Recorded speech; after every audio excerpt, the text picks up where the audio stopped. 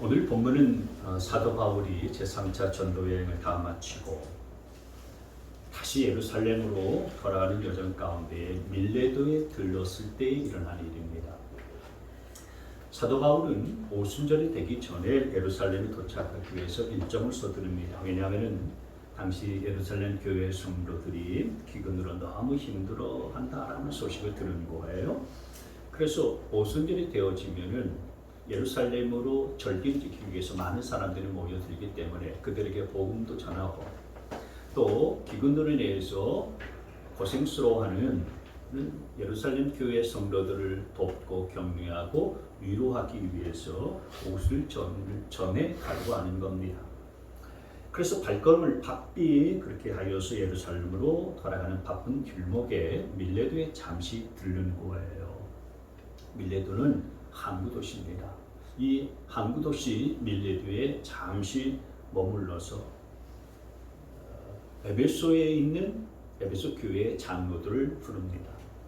이 에베소에 들어가면 좋겠습니다만은 그러나 일정이 바쁘기 때문에 에베소의 장로들을 이 밀레도로 불러서 사도 바울이 마지막 설교를 하는 장면이 오늘 본문의 말씀입니다.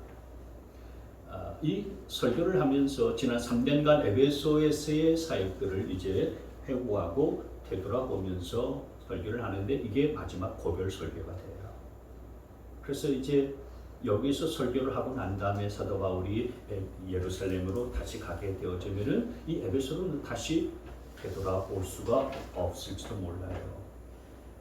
천국 가는 날까지 에베소 교회의 성도들을 다시 볼 수도 없습니다. 그래서 사도 바울은 이 밀레도 에베소 교회의 장로들을 불러가지고 설교를 하는데 마지막 고별 설교를 유언을 남기는 심정을 하고 있습니다.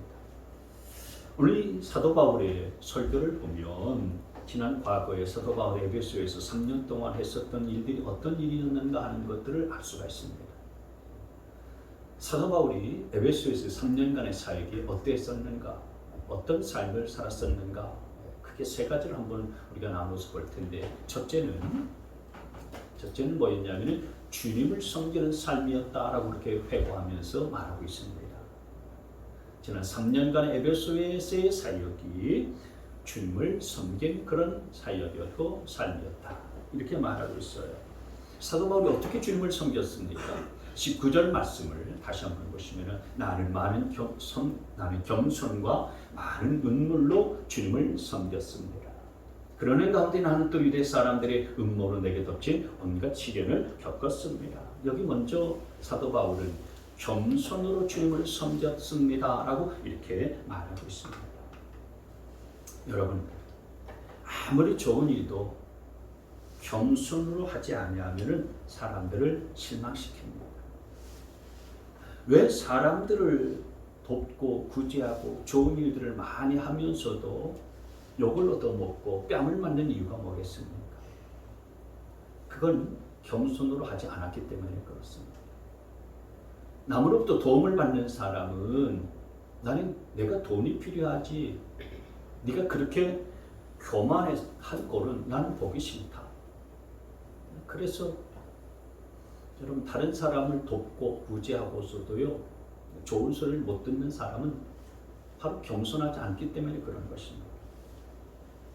여러분 어떻게 주님을 섬기고 어떻게 교회를 섬겨야 하는가? 겸손으로 해야 하는 것입니다.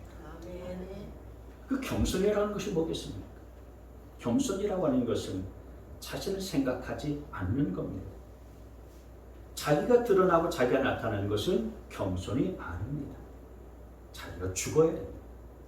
그래서 우리 주님께서는 나를 따라오려거든 자기를 부인하고 자기 십자가를 지고 나를 따를 것이라고 그렇게 말씀하셨습니다. 내 생각, 내 방법, 내 경험으로 그렇게 밀고 가면은 결코 겸손할 수가 없습니다.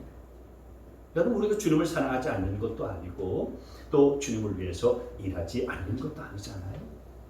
근데 내가 일하면서도 자기도 갈등이 있고 다른 사람에게도 갈등을 주는 사람은 왜 그러느냐? 겸손하지 않기 때문에 그렇습니다.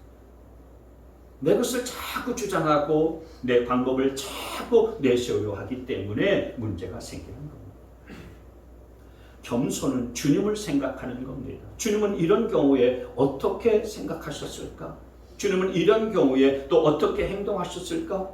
그 주님의 생각과 주님의 방법을 자꾸 생각하고 그래서 주님이 시키는 대로 순종하는 것이 바로 겸손이고, 사도 바울은 에베소에서 3년 동안 사역하면서 나는 그렇게 겸손으로 주님을 섬기고 사역했노라고 지금 고백하고 있는 것입니다. 저와 여러분도 겸손으로 주님을 섬길 수 있게 되어지기를 바랍니다. 아멘. 또 사도 바울은 많은 눈물로 주님을 섬겼습니다라고 이렇게 말하고 있습니다. 많은 눈물로 섬겼다. 여러분, 눈물은 언제 나옵니까?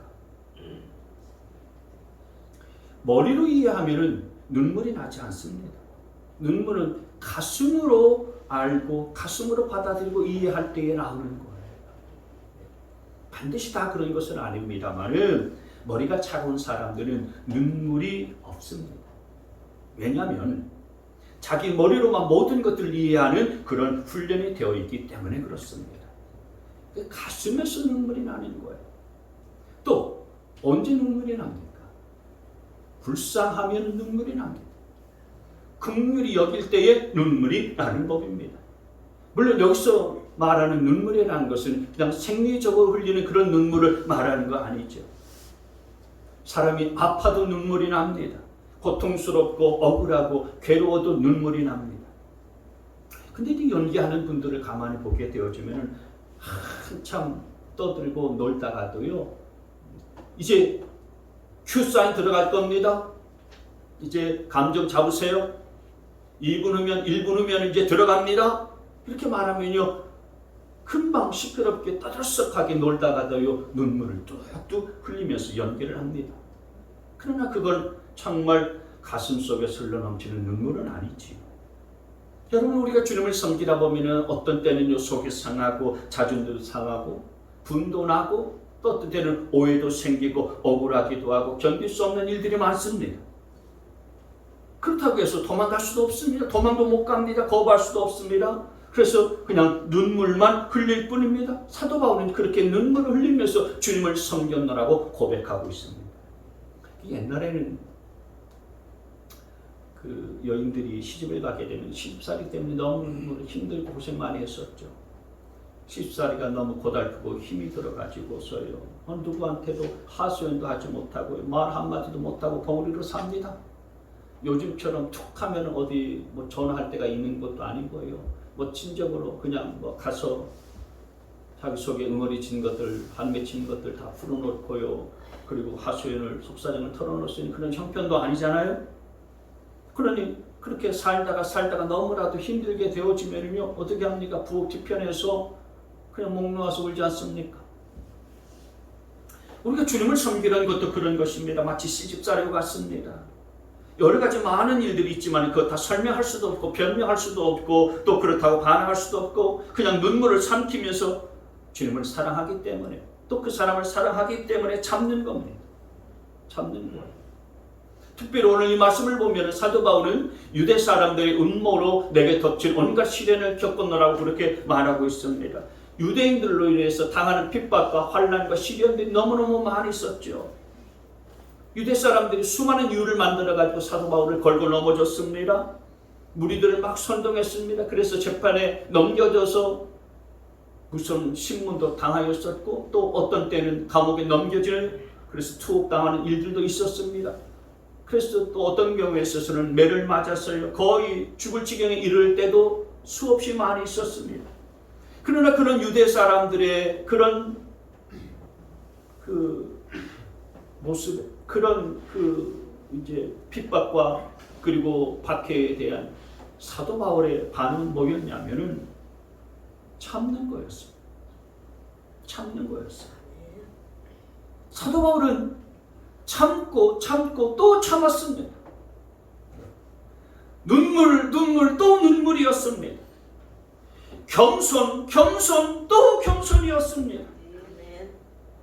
이렇게 나는 에베소에서 주님을 섬겼노라라고 그렇게 고백하고 있습니다. 저와 여러분도 주님을 섬길 때에 참고 또 참고 눈물 또 눈물 겸손, 또 겸손으로 주님을 섬길 수 있게 되어지기를 바랍니다. 그럴 때 주님께서 우리에게 위로해 주시고 우리를 붙들어 주시고 감당할 힘도 주시고 용기도 더하여 주시고 또 우리와 함께하여 주실 줄 믿습니다. 두 번째로 사도 바울은 그 에베소에서의 3년 동안 복음을 전하면서 가르치는 삶을 살았다라고 말하고 있습니다.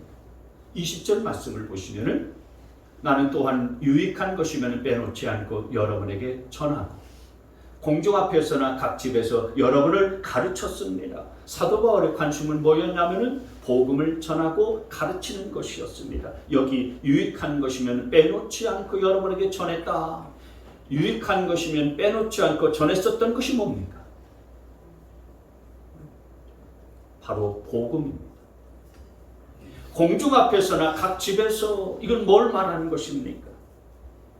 어떤 곳에 있든지 어디에 있든지 사람들이 있는 곳이라면 그 있는 곳에서 없으면 없는 대로 유대인이면 유대인인 대로 그리스인이면 그리스인인 대로 사도 바울에 있어서 가장 중요한 일들은 뭐였냐면 이 복음을 전하고 그 복음을 가르치는 것이었습니다.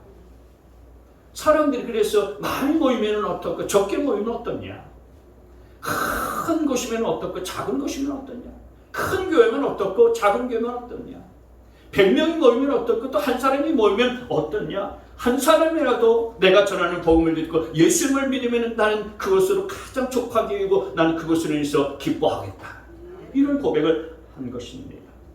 그래서 사도 바울의 관심 최고의 목적은 뭐였냐? 예수 그리스도의 복음을 전하고 가르치는 것이었습니다. 한 사람이라도 내가 전하는 복음을 듣고 예수님을 믿게 되면 그것으로 사도 바울이 기뻐했다라고 하는 거예요. 그래서 공중에서나 각 집에서나 유익한 것이면 빼놓지 않고서 전하고 가르쳤다. 어떤 사람들은 분위기를 만들어 줘야 일하는 분들이 있습니다. 어떤 분들은 자리를 만들어 줘야 하는 분들도 있습니다. 어떤 분들은 분위기가 안 되고 나는 그 위치에 있는 것도 아니고 그런 자리에 있는 자도 아닌데 그러면서 안 하는 경우들이 있습니다. 분위기가 안 맞고 그리고 자기 위치와 자리가 지위가 맞지 아니하면은요 거절합니다. 근데 그 사람의 속을 가만히 들여다보면은 그 사람은 분위기와 위치와 자리가 주님보다도 주의 복음보다 더 중요한 거예요. 그러나 사도 바울에게 있어서는 자리가 중요하지 않았습니다. 위치가 중요하지 않았어요. 분위기나 환경이 중요한 것이 아니었습니다. 어떤 환경이나 분위기가 중요한 것이 아니고 어떤 상황 속에서도 자신은 복음을 전하는 것이 중요하다라고 지금 말하고 있는 거예요. 저와 여러분도 어떤 위치에 있든지 간에 어떤 환경에 있든지 간에 이 복음을 전하는 삶을 기쁘게 감당하면서 살아갈 수 있게 되어지기를 축원합니다. 세 번째로 사도 바울의 삶은 사명을 붙들고 산 삶이었다라고 하는 것입니다. 오늘 에베소 교회에 있는 장로들 불러가지고 사도 바울이 그토록 강조하고 전해주고 싶었던 것은 다른 게 아니라 바로 이 사명이었어요. 근데 여러분, 많은 사람들이 이 사명에 대해서 착각하는 것이 하나 있는데 그건 뭐냐면은 사명이라고 하는 것은 나를 위해서 있는 것이 아니고 그리고 나에게 좋은 것이라기보다는 내가 하나님을 위해서 또 교회를 위해서 또한 누군가를 좋게 하기 위해서 뭔가를 내가 하는 것이 사명이라고 생각하는 거예요. 그래서 교회 나온 지 얼마 안 되신 분들이나 또는 교회를 나와도 주일에만 그냥 나와서 예배 드리고 가는 분들에게 있어서는 사명이 나하고는 별로 관계가 없는 일이라고 생각하는 경향들이 많이 있습니다. 그러나 여러분, 사명이라고 하는 것은 교회 나온 지 얼마 안 되신 분이든지 또는 오랫동안 교회를 나온 분이시든지 구원받은 우리 모두에게는 하나님이 주신 사명이 있다는 사실들을 기억할 수 있게 되어지기를 바랍니다. 영혼을 구원하는 사명이 있지요. 믿지 않는 내 가족을 구원해야 될 사명이 우리에게 있는 것입니다. 먼저 구원받은 내게 있는 거예요. 그리고 구원받은 영혼을 주의 말씀을 잘 가르치고 양육하고 또 세워가야 될 사명이 있는 것입니다. 우리에게는 하나님을 높이고 하나님을 성축해야 될 사명이 있습니다. 또 저와 여러분의 기도의 사명도 있는 줄 믿습니다. 다른 사람을 위로하고 권면하고 세워줄 사명도 우리 모두 가운데에 있는 줄 믿으시기를 바랍니다. 그리고 그 사명을 가지고 우리가 다른 사람을 살리고 공동체를 세우고 또 하나님의 나라를 그렇게 세워나가기도 하는 것입니다.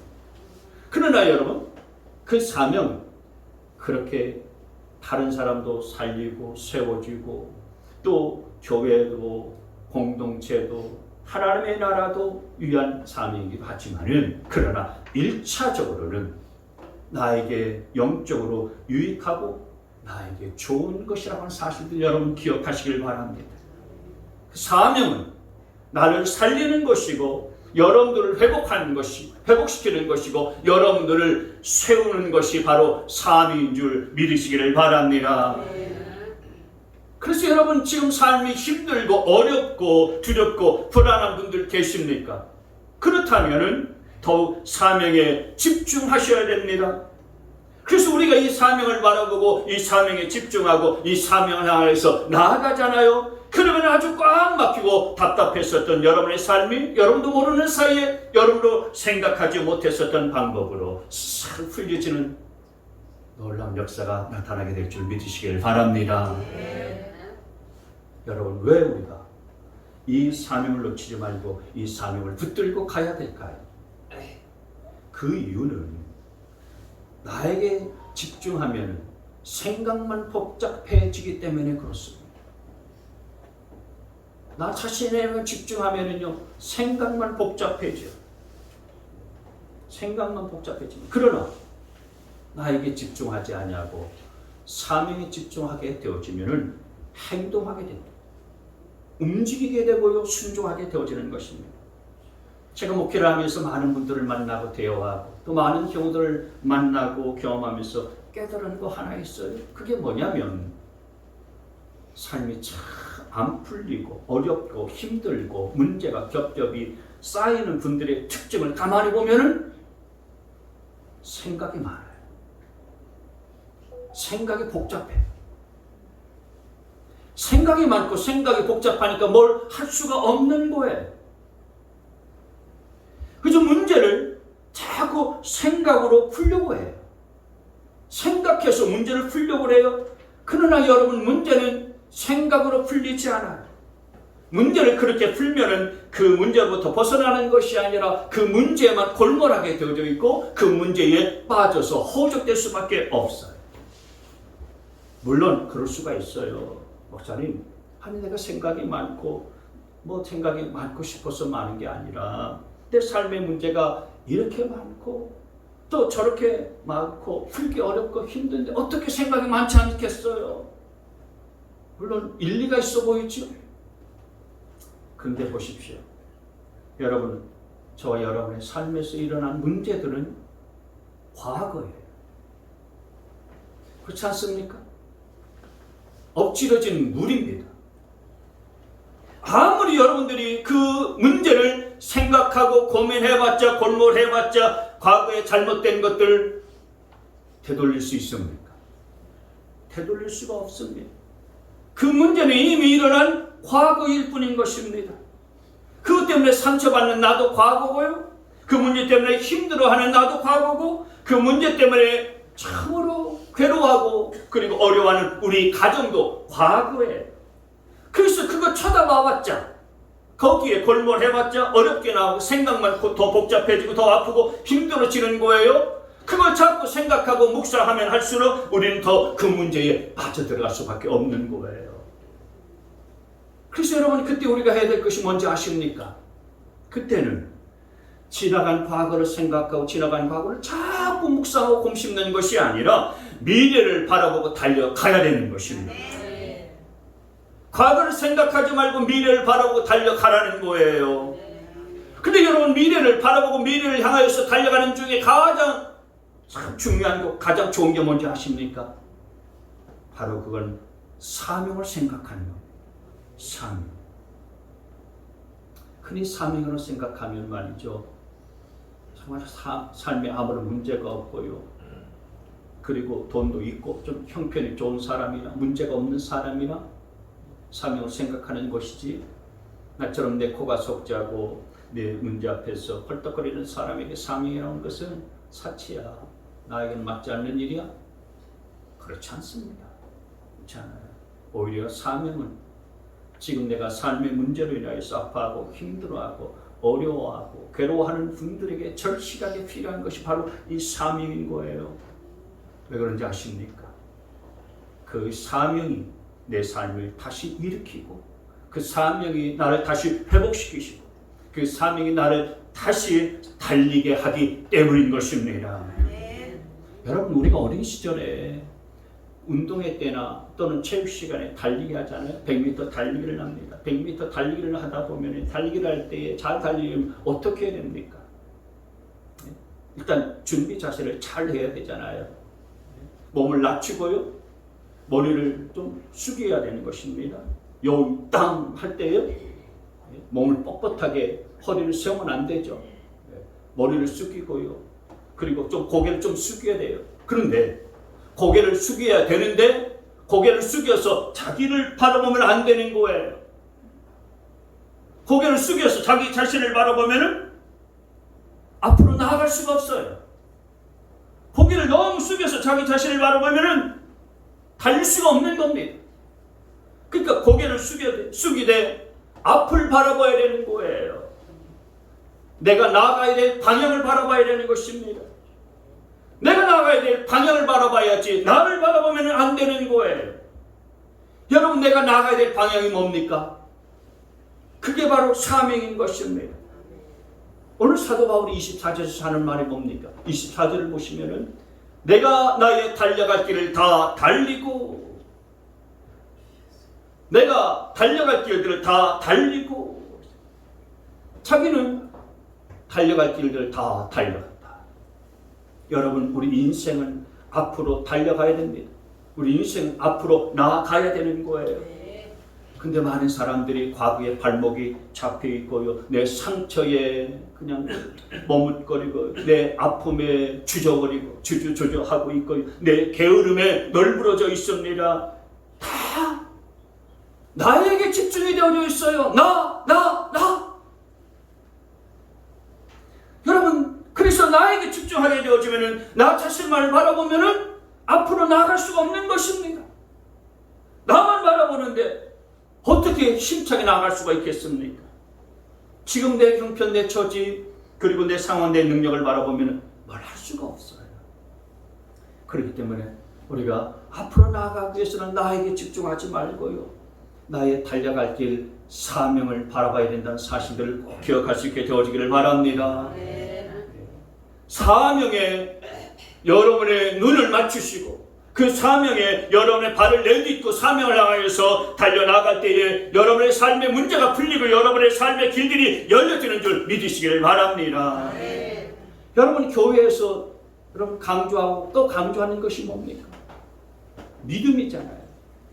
얼마나 많이 강조합니까? 믿음으로 살아야 된다. 근데 여러분, 믿음이라고 하는 것이 어떻게 보면은요, 좀 추상적이지 않습니까?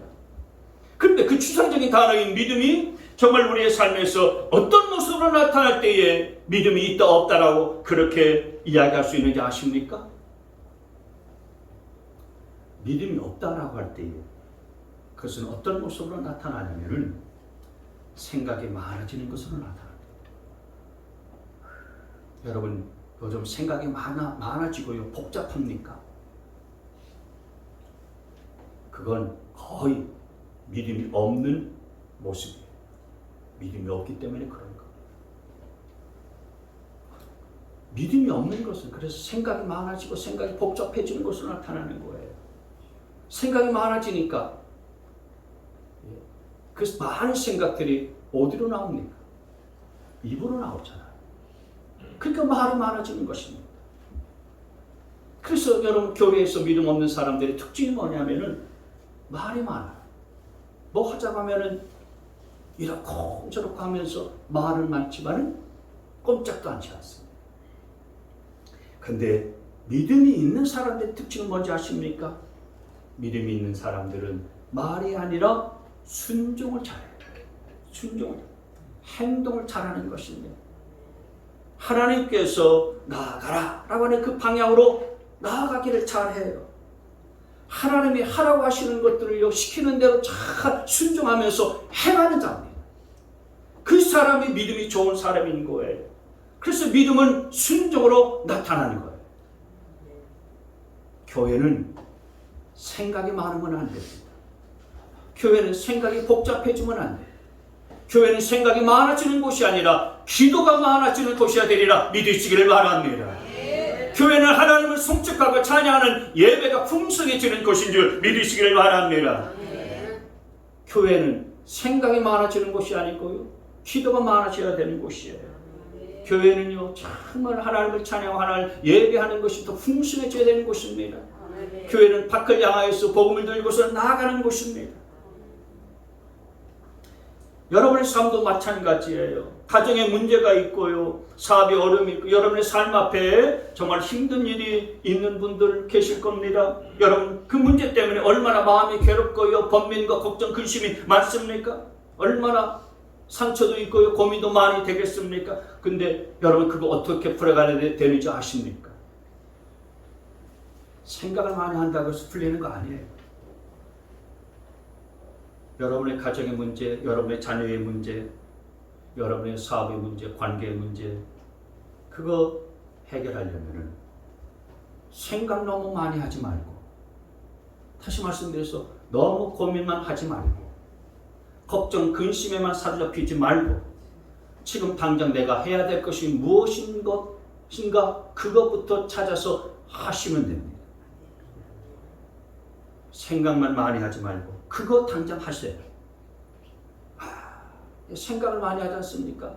이렇게 하면 안 될 것 같고, 저렇게 해도 안 될 것 같고, 이렇게 하면 안 될 것 같고, 또 저렇게 해도 안 될 것 같고, 그렇게 생각만 하지 말고 작은 것부터 하시라는 겁니다.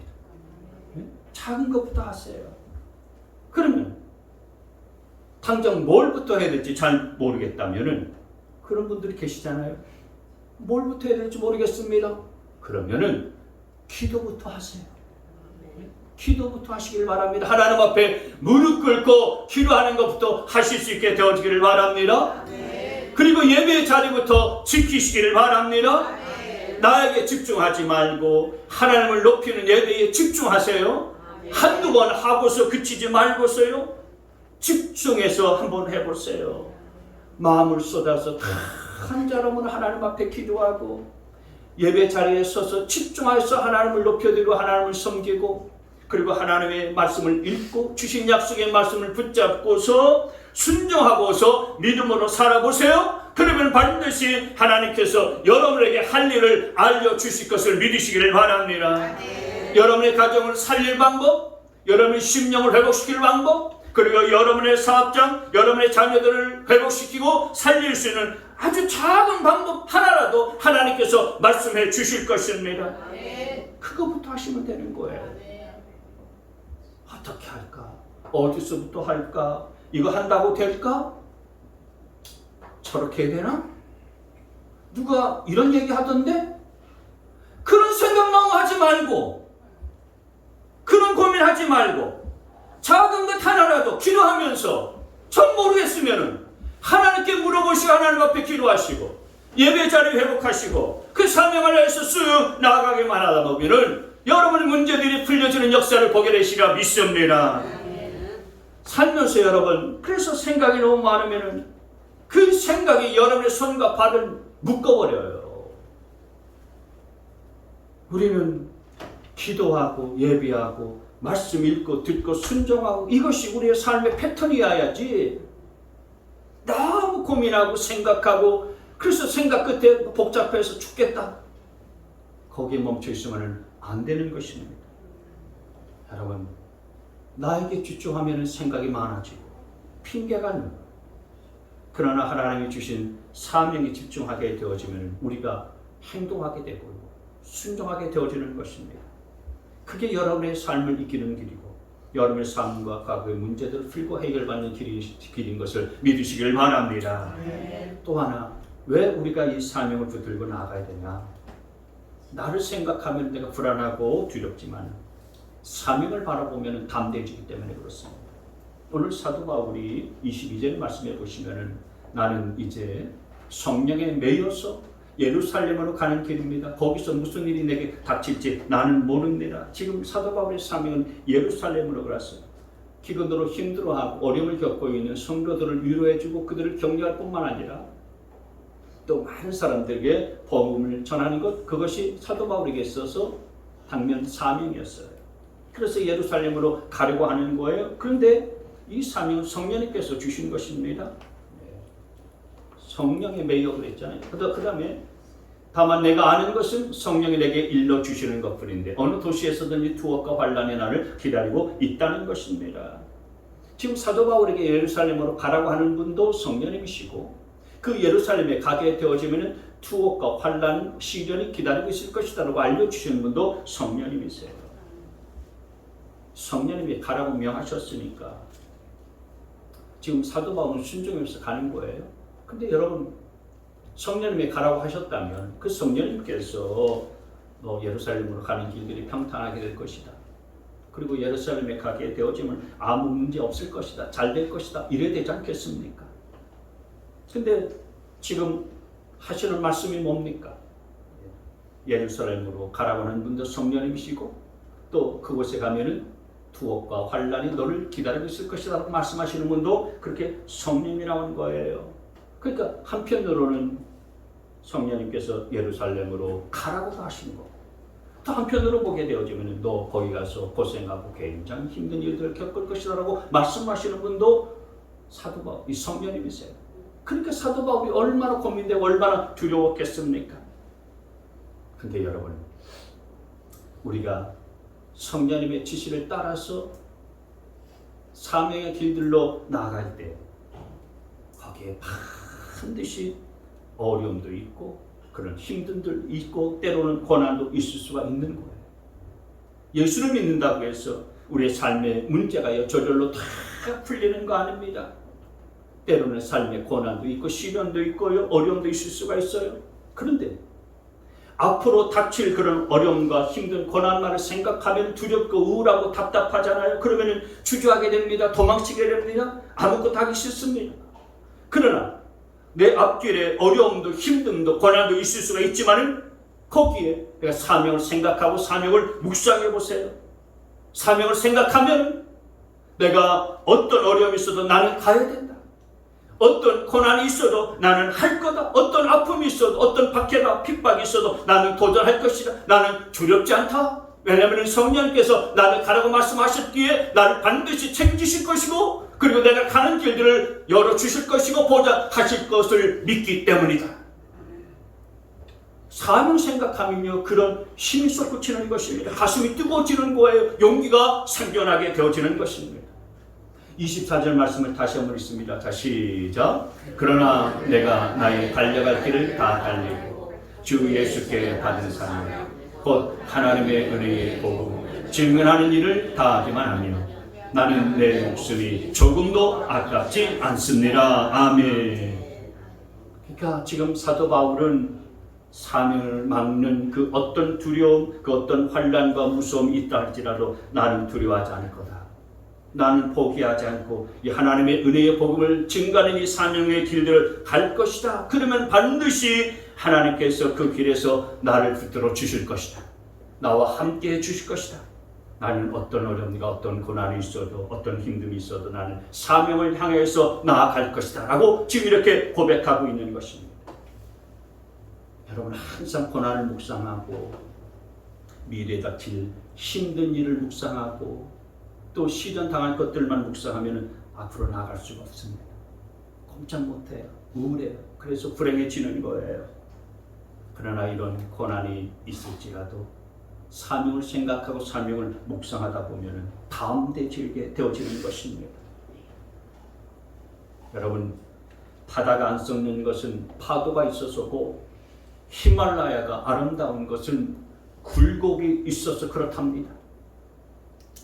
우리가 사명을 묵상하면서 그 사명을 향해서 나아갈 수 있어야 되는 것입니다.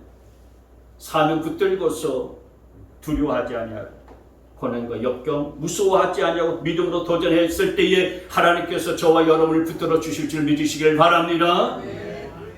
여러분, 나에게 집중하면 불안하고 우울합니다. 그러나 사명 바라보면 내 가슴이 뜨거워지고 힘이 납니다. 그러니 선택하세요. 내 삶과 내 가정에 있는 문제, 어려움, 힘든 고난, 상처에 집중할 것인지, 아니면은 고난과 어려움이 있을지라도 힘듦이 있을지라도 하나님이 주신 사명에 집중할 것인지. 여러분, 우리의 문제 그리고 고난, 그거 이미 다 일어난 과거일 뿐이에요. 이미 엎질러진 물이에요. 여러분, 그거 묵상하고 그거 생각하면서 여러분의 미래의 발목을 잡지 마세요. 어떻게 하면 나를 세우고, 어떻게 하면 우리 가정을 회복하고, 어떻게 해야, 무엇을 해야 하나님을 기쁘시게 할 것인가에 대한 사명을 바라볼 수 있게 되어지길 바랍니다. 아멘. 내가 지금 뭘 해야 할 것인가, 거기에 집중하세요. 잘 모르시겠으면 제가 말씀드린 대로 기도부터 시작하시고, 예배부터 다시 시작하시고, 말씀부터 읽으세요. 반드시 하나님께서 그런 분들에게 사명을 주실 줄 믿습니다. 나에게 집중하는 인생이 아니라 사명을 향해서 나가는 인생이 되어져서 불안하고 두려워 떠는 인생이 아니라 담대히 도전하며 나아가는 저와 여러분 다 되시기를 주님의 이름으로 축원합니다.